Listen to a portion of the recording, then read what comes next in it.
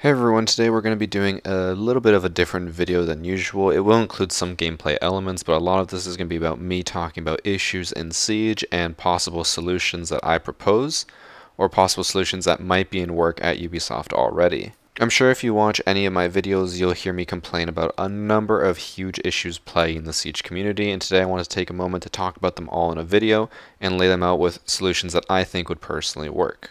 A lot of these issues I'm going to be talking about will affect primarily solo queue players, but it also affects ranked as a whole. At some points I may stop talking and a clip will play. That's because the clip is pertinent to the problem, but for the most part I will be talking over all the gameplay. With that all covered, let's get into the problems. So the first issue is one that I have complained about relentlessly for years now, and I'm sure plagues a lot of other people's lobbies, is having random lobbies versus 5 stacks of players. Oh no. They have Skittles on their team. If I don't reach champion this season, or even diamond, it's because of Skittles. It's all his fault. No one likes to get into a match and know that every single person on their team is solo queue players, and that every single person on the enemy team is part of a 5 stack. In 99.9% of situations, you are going to lose. I've had people time and time again tell me that no, if the solo queue players communicate, they're just as likely to win as a 5 stack. That is just not true. A 5 stack knows how the other players play. They know what to expect and they know what will be done. Meanwhile, solo players might have different calls for different things. They might have to do different strats than what they're used to. It's just never going to be the same. The random lobbies will always be at a disadvantage. So there's the problem. What's the solution? Well, the solution, in my opinion, is one of two. Overall, we need different ranked queues. We can't just have one generic ranked queue for everybody. It needs to be split up into 2 different queues. Solution A is to have one ranked queue be solo queue, where you can only join if you are a solo player, and the other queue be for 2 stacks, 3 stacks, and 5 stacks. This way, solo queue players will only play with other solo queue players and everyone will be on an even playing field. And for the other queue, it'll all be group players. Again, even playing field. The other solution is to do exactly what I just said, except for solo, duo, and triple are all in one queue, and 5 stacks are in their own queue. Out of these 2 options, I prefer the latter. I prefer 5 stacks to be on their own and then solo, duo, and triple all together. Because if a 5 stack goes up against a duo and a triple, while a duo and triple does have better odds than a bunch of solo players, it's still not even. The 5 stack will always have the advantage. So this way, 5 stacks are always against 5 stacks, and then solo, duo, and triple will have at least almost completely even odds. And I know what a lot of you are probably thinking is, what about 4 stacks? What if me and my friends have 4 people total? What do we do? Well, as much as you guys are probably going to hate hearing this, don't play ranked. I know it sucks. I know a lot of you are like, oh, but we don't want to drop a player and we don't have to go find someone new. Honestly, the only thing I can say is too bad, so sad. No one likes being the 5th person in a 4 stack. The 4 stack almost never communicates with you. They almost always have their own strategy at play and they don't express that to the 5th person who's just left on their own. And then overall that makes the 5th person who's by themselves play more poorly because they don't have a team with them. No one wants to be the 5th in a 4 stack. So if you want to play a 4 stack, go play unranked. Or drop a player or pick up another person. The main reason I want this to be a thing is because if I went through my entire library of footage for my solo account and showed you any random match, there's a 60% chance that that match was me and a bunch of random solos all up against a 5 stack. It's not fun, and it ruins the solo queue experience. It also ruins the ranked experience because 5 stacks are winning matches that realistically, if they're going up against other 5 stacks, they might not win. They're increasing in rank, going up against easy matches. That is not fair. That is the equivalent of platinum lobbies going against copper lobbies. It just does not make sense. Also, a small thing I want to throw in is that obviously if ranked were to be split into these different groups, you would have a different rank for either one. You'd have a rank for 5 stacks and a rank for solo, duo, and triple. This way it makes matchmaking actually fair. You don't go up to champion in a 5 stack and then go solo and champion as well. The second problem we're going to talk about is probably the largest problem overall on console, and the second largest issue for me personally is people leaving ranked matches. This doesn't only happen in solo, although it is more obvious there, but it is a huge issue that plagues ranked right now. This guy just leaves the game, like, are you serious? It wasn't even the guy who just DC'd. Nope. This isn't... We're cursed, man. Why is this why does this count towards your elo? It's so stupid. And now the solution, in my opinion, is fairly simple. If you leave it a game of Steam, they should just ban your account for a week.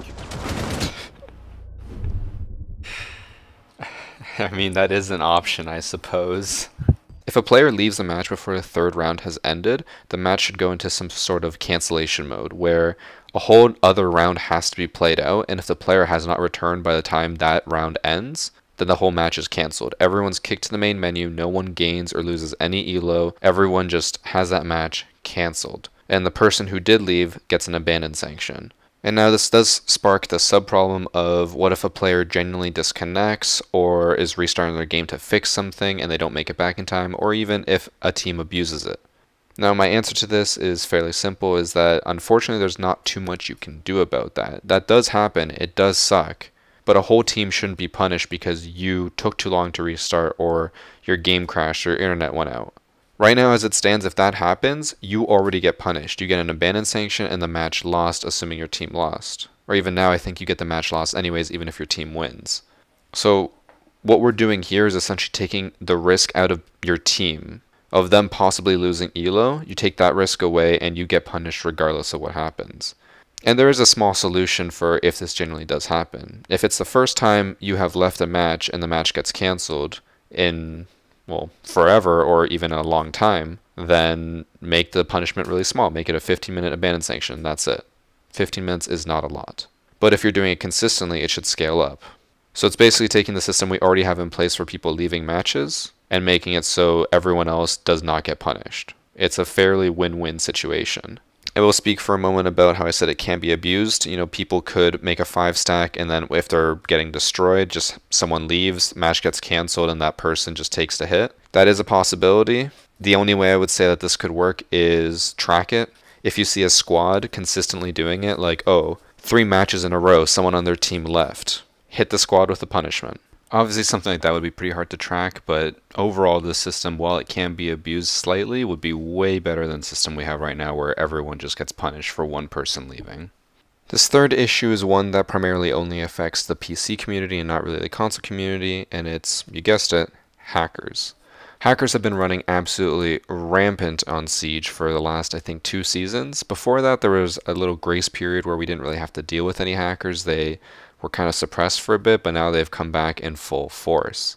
We have lobbies where people aren't even hiding anymore. They are just teleporting around the map. They are spin botting, aim botting, shooting everyone before they can even be seen, and they have no shame. And the reason why they can go on for so long with hacking is because Ubisoft does not ban hackers right away. They don't ban them until they have absolute definitive proof, and also they don't ban them until they figure out how the person is hacking. Once they've determined that, then they add it to BattleEye. BattleEye bans them, and then the hackers have to re-evaluate their cheats or whatever, and then they can start hacking again. And I understand this system. I'm not going to pretend like I'm an expert on anti-cheat. I am not, but I do think a few things could be changed to make it better. First solution I advise is it needs to act faster. What it should do is temporarily suspend accounts that are very low level, so like anywhere under level 100, and have a very high kill-death ratio. Obviously this would affect Smurfs, but it wouldn't be too suspicious because almost no Smurfs have above a 3 or 4.0 KD, which hackers have all the time. Or even make it like above a 2.5 KD, then it's suspicious, and just temporarily suspend the account. And then the account can be reviewed, and if it's deemed not suspicious enough, then the account can be re-enabled and you can play ranked however you want. And to make it so the account's not completely dead, if say someone is genuinely just good at the game and they want to keep playing, just make it where they can't play ranked but they can still play unranked or quick match. This would just reduce the threat of low-level accounts hacking. Another measure I would like to see in place is one that they actually had initially, but then they changed their mind, is that accounts on PC, if you want to play ranked, should be linked to a cell phone number, not just an app or an email. As it stands right now for 2-step verification, all you have to do is just have it linked to an email. And when you want to log in, it just sends you an email with a code. You put that code in, you can log in. This doesn't stop hackers at all. Because if they already have your account, they can just change the email on your account and then add 2-step verification for a random throwaway email and start hacking in ranked. It doesn't stop them. But if you have it linked to a phone number, this is a huge obstacle because either they have to start spoofing numbers like crazy or they have to start buying more cell phone or SIM cards or whatever But whatever they have to do, it just makes it a lot harder for them to just buy and hack accounts. Obviously, this will have an issue with people who don't have cell phones, but honestly, I feel like they're so involved in our society nowadays that it's almost impossible to not have one. So maybe if you're too young, link it to your parents' phone number. That's an option. And the bonus of this is that if one account is caught hacking on a cell phone number, you can ban all the accounts linked to it. Right now, they just keep making new emails and add new two-step verifications, and none of the accounts are getting banned because they have no connection to one another. In my opinion, it's a fairly simple solution. Now for a subsection of the hackers, there's another problem, MMR Rollback. Right now as it stands, if you are in a match with a hacker or with someone who was boosted, or I think even sometimes when people are toxic and those people get banned, those matches get completely reset. If you were playing against a hacker and you lost 71 elo, once those hackers get banned, you get that 71 elo back. However, this has caused a lot of grief in the community because for the most part, you only really lose elo. You never really gain elo. And now before I get into my solution, I'm going to explain why you don't gain elo if you're already at your max rank. The reason is because let's say you played for a full day and faced a shit ton of hackers in gold. You drop down to silver. Overall, let's say, for the sake of argument, you lost about 500 elo from hackers in one day. Now, you keep grinding it out, you keep playing ranked, and you're lucky you never face another hacker again. You managed to grind it out all the way up to Plat 3, and then all the hackers you played against got banned. So this means now you're about to get 500 elo back, but you're already at your max rank. If there was no max rank cap, you would get an additional 500 elo and you'd go from Plat 3 to Plat 2. And while you yourself might think you deserve that rank, there's absolutely no proof showing it. So people can easily get boosted up through the ranks that they don't deserve, and then they're just a liability for their team because you're suddenly going to have a silver level player in your platinum lobby because he got a bunch of elo back from hackers getting banned.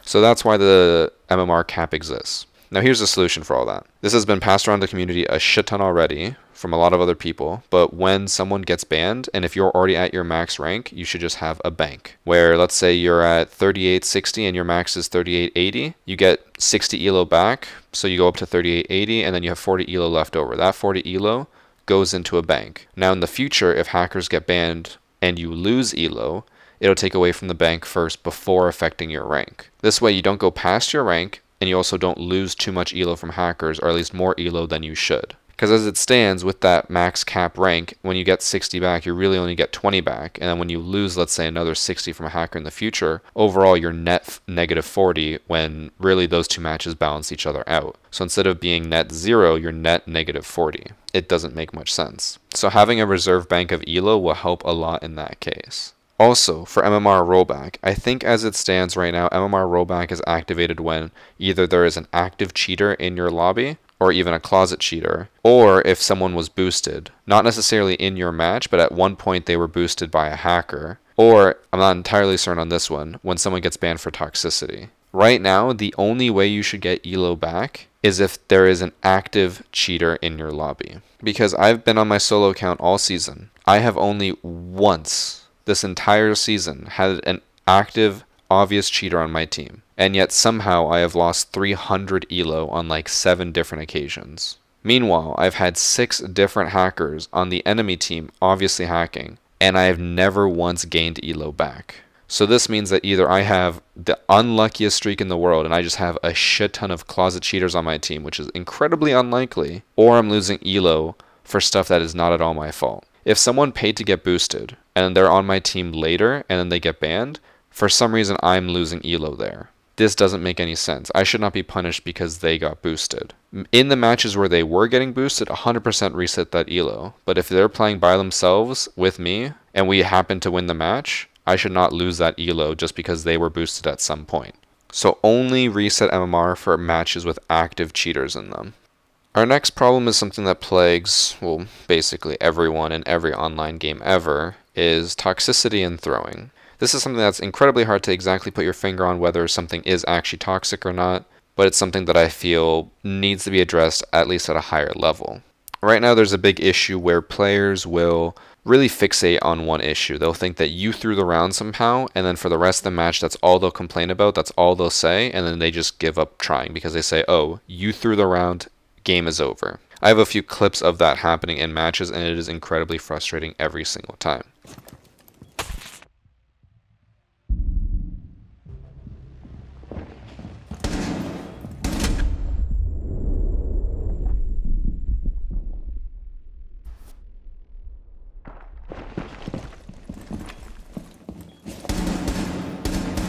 It's on the door. 20 seconds. Saki, go. Push at the same time. He was by throne at the last scene. Just both pushing. You gotta go for the kill. I'm rushing to you. I'm gonna plant. It's probably near the throne. Planting. I need to I think go at the... I'm down at the shield. Coming to the doors? I'm dead. I have to plant. I have no choice. Time's out. I needed him to stay alive. There's no reason for him to peek. What? Like, you literally just lost us the game. I mean, if he kills you, we lose as well. I have to hold the angle. I mean, I'm planting. You have to hold for the plant. You don't need to peek. I'm literally behind a solid wall. And I had nowhere to hide. You're a fucking idiot. You're just gonna sit there and act like you didn't make a mistake. It's cool. I understand that you can't do anything. It's fine. Alright, boys. Let's take it down a level here. So here you can see a prime example of toxicity in throwing. Our teammate deemed me the whole cause of the downfall for that round, and after that basically gave up for the rest of the match and did not want to play. And for the rest of the match kept yelling at us saying it was our fault that we lost. Meanwhile, if you actually watched the round, there was a lot of issues there. One, we only had 10 seconds left to plant after I finally got a wall open because we could not get any other wall.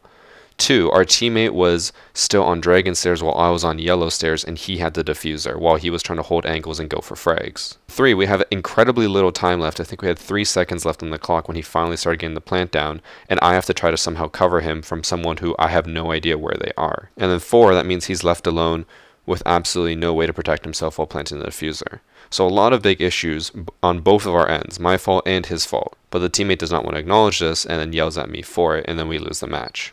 So in instances like this, where someone feels that they've been wronged and doesn't ever want to admit that they themselves are wrong, we just end up losing because we're down a player for the rest of the game.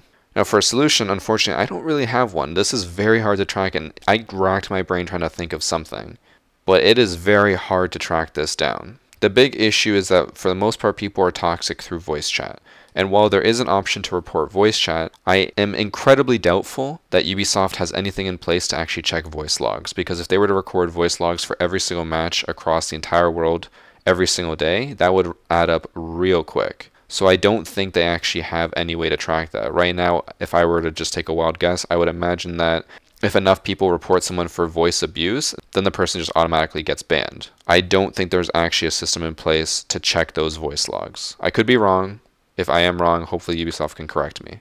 But something needs to be done about that. The only way that this can ever be reported is if you have the possibility to record your games while they're happening. And if someone's being super toxic or throwing the match, then you can send it in as a report and get them banned. But unfortunately, most people can't actually do that. They don't have the capabilities to. So somehow, some way, something needs to be done. I'm sorry I can't provide a solution. Hopefully someone in the community can think of something, but it's just something that I think needs to be addressed overall. This next topic is something that I feel will be a little bit controversial. It is ping abusing and server hopping. I say it's going to be a little controversial because I've had people countless times say, no, you are wrong, ping abusing does not exist. I know for a fact it still exists. I play this game every single day. I see people coming over to NA servers from EU and they kill me before I can even see them because they have 130 ping. They're ash rushing up the main stairs and they can see me basically half a second before I can even see them. Now the unfortunate part for this section is that I don't have any specific clips to show you. Not because it doesn't exist. That's not the case. It's because if you look at my footage drive, I have 110 different clips there to look through. And it has over 44 hours of content. When it comes to matches, I keep mental logs of what's in the videos so I know what to go for when I'm editing stuff. But instances of ping abusing is not something that I keep a mental note of, so I have no idea where the clips are, and I do not want to have to look through 44 hours of clips just to find it. And this is only on my footage drive. I have way more footage on my other hard drives. So sorry I don't have any clear-cut examples of it to show. But anyways, my solution for this is that players should be region locked to where they are from. It is not hard to tell where a person is from based on IP addresses. IP addresses give locations. So if someone has a North American IP address, they can only play on North American servers. Now keep in mind, my suggestion for this should only apply to ranked, not to unranked or casual where you can just have fun with friends. I have no problem with people coming over from different servers and playing unranked. That is perfectly fine. But for a ranked where it matters and you're actually trying to fight for your elo, you should not have to deal with someone who can't be seen and they can kill you. It just does not work. And because this gets brought up every single time, no, I'm not saying have a ping cap. Don't make it where you can only play on the server if your ping's less than 150. I'm saying check the IP address, see where they're from, make it where they can only play in their region. Sure, if you're in North America and you want to play Western US servers, go right ahead. But you can't play on European servers, stuff like that. Now, a subset problem of that is language barriers. As it stands right now, if you are from EU and you come to NA, there can be a huge language barrier. I've had many EU people come in who barely speak a lick of English. How did we just lose 2 people? Rich. And I have no problem with them not knowing English, but it really sucks when it affects my capabilities to communicate with them or for them to communicate with me. A lot of times when they get killed by someone and I ask, who was it, where were they, I hear silence or they respond in their own language and I have no idea what they're saying. And this can also be an issue in Europe as itself. North America doesn't really have that issue because almost everyone here speaks English. But in Europe, it's a huge issue because there's like 50,000 different languages in such a small area. So my solution for this is that players should be able to set their preferential language. Obviously, this wouldn't completely lock you out of other lobbies, but it would higher prioritize lobbies where there's a lot of people with similar languages, or at least where your team has a similar language. It doesn't matter if the enemy team doesn't. And a way that this could actually be done natively right now with how the game is just check what language you use for subtitles, dialogue, or text on the screen, and just use that as your language. This would reduce language barriers and help a lot with trying to communicate with your teammates. Our third last problem in the list, client-side debris and bodies. Problem is right now that every single piece of debris that you see on the map is completely client-side. That means it's different for you, it's different for your teammate, it's different for the enemy. Every single person sees something differently. This is a very prevalent issue on barricades. If someone melees a window, sometimes on your screen it can completely block the hole that you just made, but on the enemy screen they can see you clear as day. So what's the solution? It's very simple. Server-side debris. This is something that is incredibly unlikely to happen though because servers would not be able to handle that. Handling debris for every single person, making sure it's all the exact same, would probably cause the servers to crash. More so than they already currently are. So what's the less taxing solution? Well, all debris should disappear in 5 seconds after being hit. If you hit a barricade, that debris should go away in 5 seconds. There should not be any wood on the floor or sitting on the window. If you hit a plate, it should be gone in 5 seconds. No matter what, as soon as something is hit, disappear in 5 seconds. Another solution is to remove all possible clutter on the map. We don't need stuff on every single table. I know it adds ambience to the map and Siege always wanted to be a tactical shooter, but we are well past that. We do not need cups on every single table. We do not need books on every single shelf. Remove all of the clutter and you'll never have client-side debris, except for in the cases of barricades. If you were to remove all the clutter and remove all client-side debris in that situation, then the best fix for barricades would just be that if you punch a barricade, the wood goes flying out.